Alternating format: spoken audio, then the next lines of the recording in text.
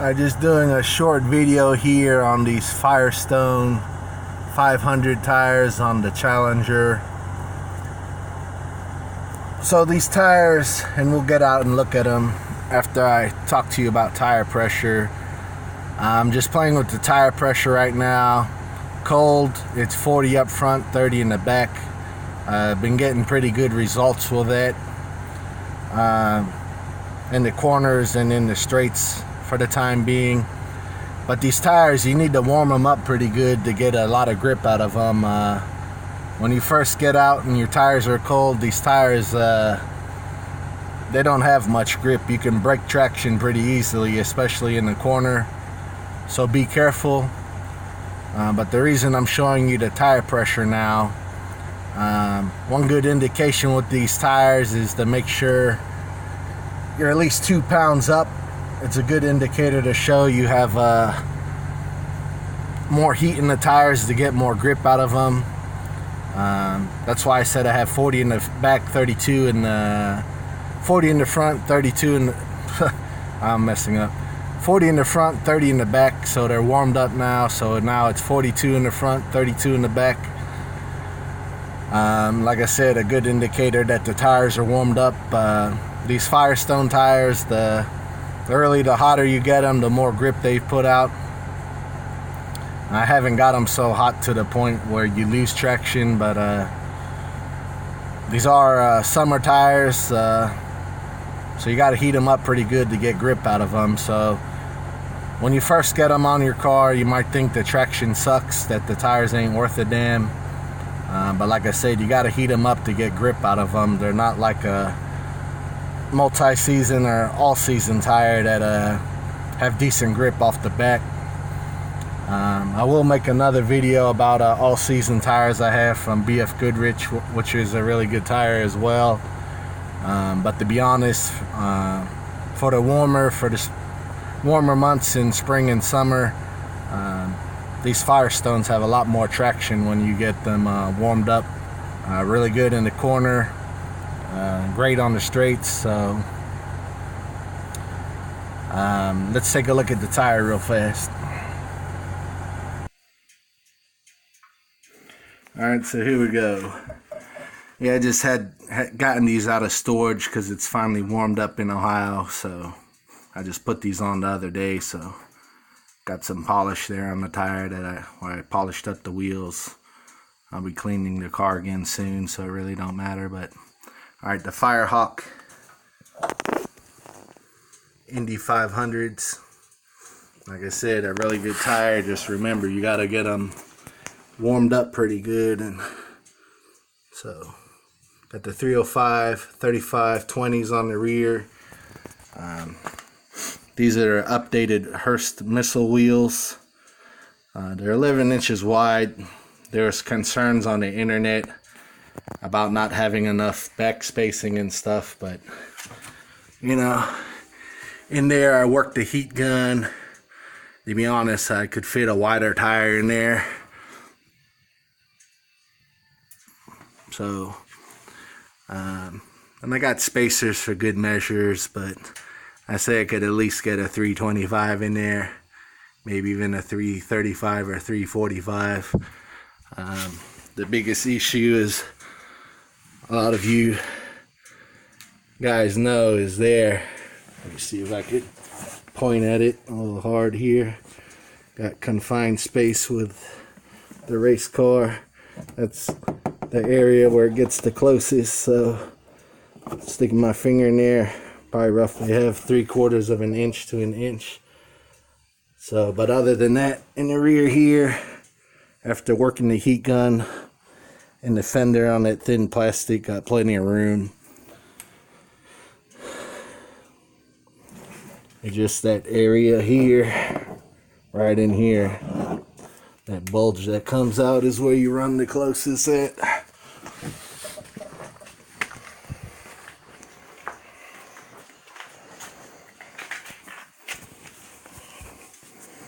See the Firehawks. Let's see if we can find the size here. Now this is the front, 275 40/20. And like I said, these are the Hurst wheels, so you know, just remember that they measured all this stuff out to make sure that it fit these cars, so they're specifically made for the Challengers. I don't know how they'll fit on the Chargers, but you can see it there down the side. Doesn't stick out too far. Doesn't stick out past the fender. There's the front. See, doesn't stick out. Guess if you get over here where the fender obviously starts cutting in, it comes out, but right over the top, no issues. Do a back shot here. So, like I said, these are the 11-inch wide tires. I don't remember what the back spacing was on it, to be honest. That feels minus or plus 27 or something, but whatever they are, that like I said, there's plenty of tire room there. Just make sure you take your heat gun and work that fender liner, that thin plastic. You can mold it pretty easily. So I'm very happy with the rim, very happy with these tires. But like I said, with these Firehawks, you know, just make sure that you get them heated up pretty good. Watch your tire pressure on the inside of the car if you have that on your car. Oh, sorry, taking a look here, kind of wonder if someone purposely scratched my car. Somebody's recently scratched my friend's car in the parking lot, and seeing other Challenger guys online who guess people are scratching people's car just for the hell of it. So, but yeah, like I said, watch your tire pressure, get it up at least 2 pounds as a good indicator that you're getting enough heat on the tires. Like I said, when they're cold, they don't really grip worth their damn. So, but really good in the corners. Pretty much when I had it out tonight, nailing it in the turns in first and second gear, just slightly breaking traction. Compared to the stock tires and wheel combo that came out on this car, you'd pretty much busted sideways pretty easily. But also in the straights, just pretty much forward bite. So they grip pretty good, so I'd highly recommend these tires, giving them a shot. These wheels, with the 11-inch wheel, you could go even wider. And if I do end up with a tire that ends up sticking past the fender, I end up getting some kind of fender lips or something. Don't want nothing too crazy. Personally, I really don't care for the wide body Challengers coming out. I think it takes away from what these cars basically supposed to represent, the classic car. I think having those wide body cars kind of takes away from that. So tried to keep the tire in there, but like I said, just a short review. I've had pretty good results with these Firehawks, so give them a try. Like I said, being a summer tire, you just have to heat them up quite a bit to get maximum traction out of them, so don't be disappointed at first when you get them. Also, another note, I got these last summer,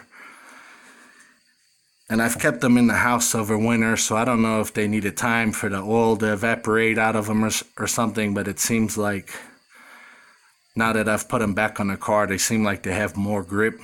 I know when I originally put them on last summer, you could break traction pretty easy, but and the tire itself doesn't feel as oily. Kind of has that oily residue with new tires. It doesn't really feel like that. It feels more grippy.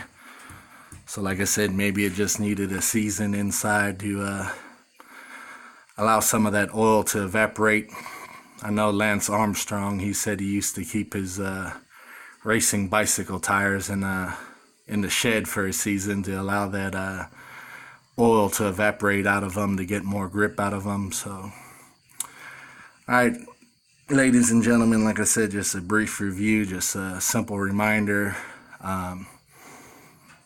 Get these tires heated up before you really get on them to get grip. Kind of don't get too crazy with a new set of tires you're not familiar with or a new setup.